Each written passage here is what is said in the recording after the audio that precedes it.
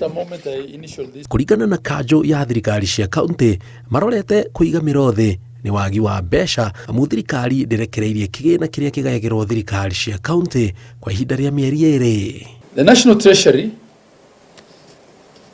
even on the basis of these arrangements, is yet to disburse 63.6 billion for October and November 2024 allocations.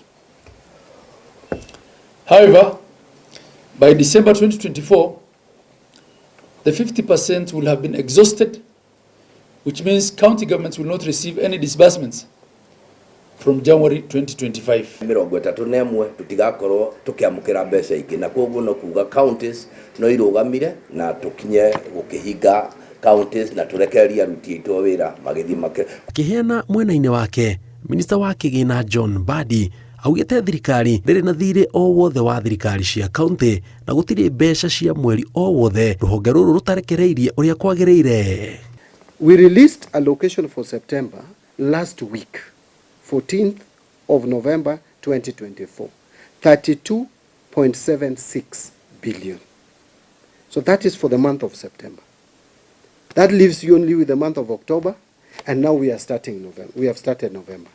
So the only arrears should have been the month of October. But listen to this. Today, 18th of November, we have released, National Treasury has released 30,833 million for the month of October. So this afternoon, as I speak here, we have no arrears for the counties. We have transferred all the money that we should have given to the counties in full.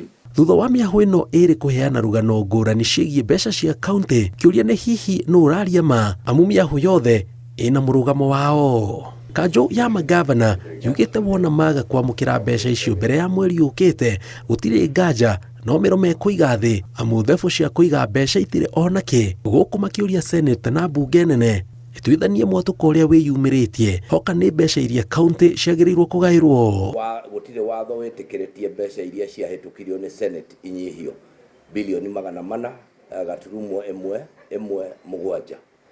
Undu wa keri Ngiribotera Inooro TV njĩtagwo Jenga Oboi.